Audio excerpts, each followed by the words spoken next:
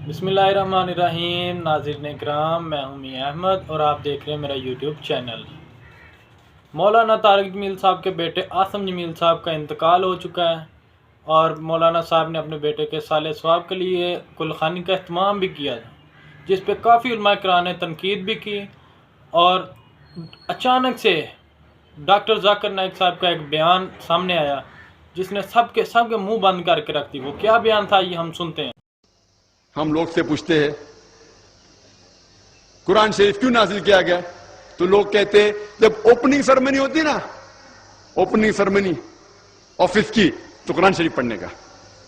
जब घर का इफ्तिताह होता है तो कुरान शरीफ पढ़ने का।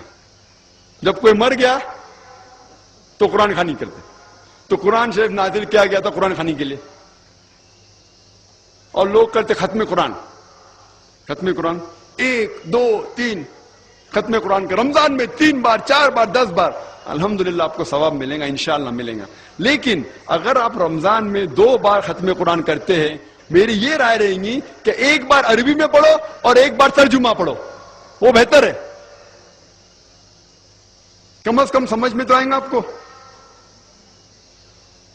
और अगर आप चाहते हैं कि ओपनिंग सेरेमनी में कुरान खानी हो या इफ्तिदा हो घर का, तो कुरान खानी हो, कोई मर जाता कुरान खानी। मैं कोई कुरान के आयत में सही हदीस में नहीं जानता हूं कि मोहम्मद सल्लल्लाहु अलैहि वसल्लम या साहबा कोई मर जाता तो कुरान पढ़ते थे या कोई इफ्तिदा के लिए कुरान पढ़ते थे। अगर आपको कुरान पढ़ने का ही है तो मैं ये कहता हूं कि आप कुरान अगर पढ़ते हैं 100 माइल की स्पीड के ऊपर, 30 लोग को बुलाते और 1 घंटे में खत्म करते, तो मैं कहता हूं कि 2 घंटे के लिए बुलाओ, अरबी भी पढ़ो तर्जुमा भी पढ़ो। नहीं तो 30 के बदले 60 लोग को बुलाओ।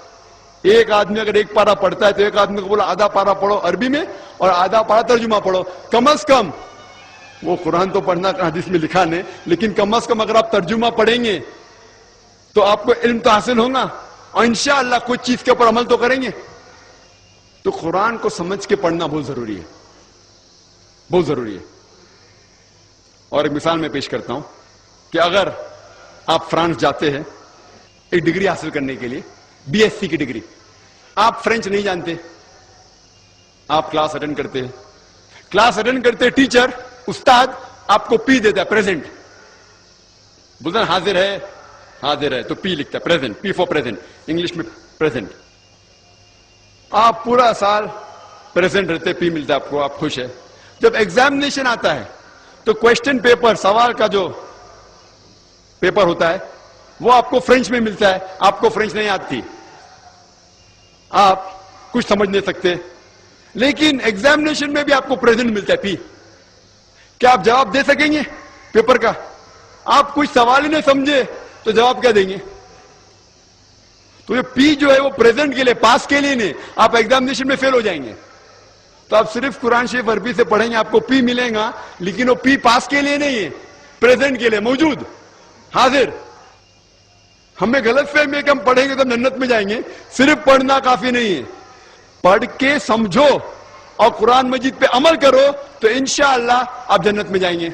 जी दोस्तों, जैसे कि आप लोगों ने आज की वीडियो देखी है, तो दोस्तों बहुत बेहतरीन वीडियो थी। डॉक्टर जाकिर नाइक ने जो बयान किए हैं, बहुत बेहतरीन बयान किए हैं दोस्तों, कि आजकल हम कुरान ख्वानी जो करते हैं वो किस तरीके से करते हैं, हमारा क्या मकसद होता है। जब कोई नया घर बनाते हैं तो वहाँ पे हम कुरान ख्वानी करते हैं, यहाँ रमज़ान में हम 3-4 बार कुरान मजीद को ख़त्म करते हैं। लेकिन अगर हम थोड़ी सी इस बात पर सोचें, हम कुरान मजीद को तो ख़त्म करते हैं, लेकिन हम ये नहीं समझते कि हमने इस कुरान मजीद में क्या पढ़ा या क्या हमने अल्लाह ताला के साथ क्या बातें की। अल्लाह ताला ने जो कुरान मजीद में जो आयत नाजिल की है उसमें अल्लाह ताला ने हमसे क्या फरमाया है, हमसे क्या हुक्म हमसे क्या हुक्म किया हुआ है, हम इस बात को नहीं समझते हैं। लेकिन हम सिर्फ अरबी पढ़ते हैं, लेकिन हम तर्जुमे को नहीं पढ़ते हैं। जो असल मकसद है दोस्तों कुरान मजीद का, कि हम कुरान मजीद को समझने की कोशिश करें दोस्तों। हर कोई कहता है दोस्तों, अगर वो रमज़ान में है गई और रमज़ान के अलावा भी हो, हर कोई कहता है कि मैंने इस महीने में 1 बार कुरान मजीद ख़त्म किया है, कोई कहते हैं मैंने 2 दफ़ा कुरान मजीद ख़त्म किया है, कोई कहते हैं मैंने तीसरी दफ़ा, मैंने ऐसे बहुत से लोग देखे दोस्तों कि वो कहते हैं कि मैंने 8 मरतबा 9 मरतबा 10 मरतबा कुरान मजीद ख़त्म किया। लेकिन उसको अगर इस कुरान मजीद का अगर एक आयत का मरतबा उससे पूछे तो उनको एक आयत का जो है वो नहीं पता होगा कि हमने इस आयत में क्या पढ़ा है क्या नहीं पढ़ा। कुरान मजीद का जो सही मकसद है दोस्तों, वो कुरान मजीद सही है। आप लोगों को हम जब कुरान मजीद पढ़ते हैं, हम जब तिलावत करते हैं, हमें उनका सवाब मिलेगा।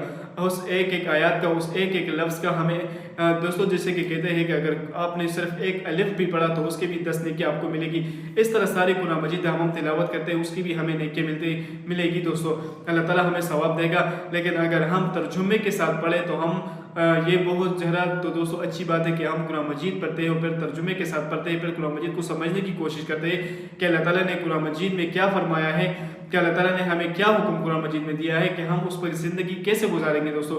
अगर हमें ज़िंदगी गुजारनी है, अगर इस्लाम के कदम पर हमें ज़िंदगी गुजारनी है, इस्लाम की राह पर अगर हमें चलना है, तो दोस्तों कुरान मजीद को हमें समझना होगा कि कुरान मजीद में हमने क्या हुक्म दिया है, पर्दे का क्या हुक्म है, ज़िंदगी गुजारने के क्या हुक्म है, उठने बैठने के क्या हुक्म है, खाने के क्या हुक्म है, उस तरह ज़िंदगी के मामलात के क्या हुक्म है, ज़िंदगी में कारोबार करने के क्या हुक्म है, ज़िंदगी के बहुत सारे मामलात हैं उनके बारे में क्या हुक्म है और क्या हुक्म नहीं है। इस तरह दोस्तों आखिरत के बारे में जो है वो फरमाया गया कि आखिरत की ज़िंदगी हमने कैसे गुजारनी है, कैसे नहीं गुजारनी।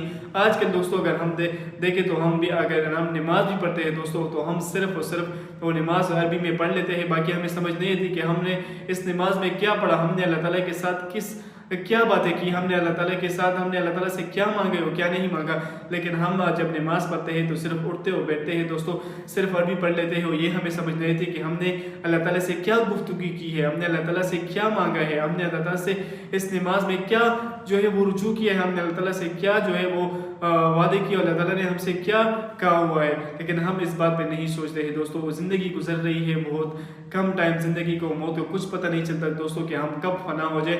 अगर दोस्तों जितने भी भाई हैं, अगर वो बहनें हैं, अगर वो औरतें हैं, जब भी वो कुरान मजीद पढ़े तो उनके साथ दोस्तों ये ज़रूर जो है एक जो है ये बात नोट कर ले। अगर आप लोग जितने भी लोग हैं, अगर वो कुरान मजीद पढ़ते हैं तो अपने साथ एक ऐसा कुरान मजीद ले ले जिसके साथ वो तर्जुमा भी लिखा हुआ।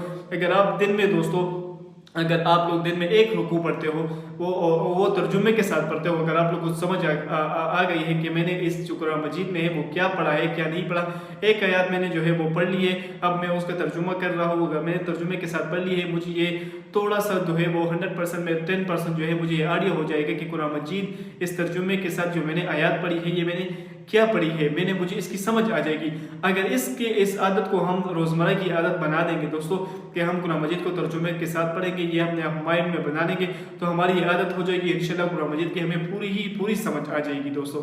तो ये सही तरीका है कुरान मजीद को पढ़ने का, बल्कि ऐसा नहीं कि कुरान मजीद हम पढ़ते हैं, एक बार हमने ख़त्म कर दी, 2 बार, ये हमें नेकी तो मिलती है, हमें सवाब तो मिलता है, लेकिन सही तरीका जो है वो कुरान मजीद का तर्जुमा करना है कि कुरान मजीद को हम तर्जुमे के साथ पढ़े दोस्तों, इसको समझे। तो दोस्तों बहुत बेहतरीन वीडियो थी डॉक्टर जाकिर नाइक की, और उम्मीद करता हूँ कि ये वीडियो आपको पसंद भी आई होगी। अगर दोस्तों कोई भी ऐसे कमेंट हो आपके दिल में तो वो हमारे साथ जरूर शेयर कर सकते हैं। वस्सलाम।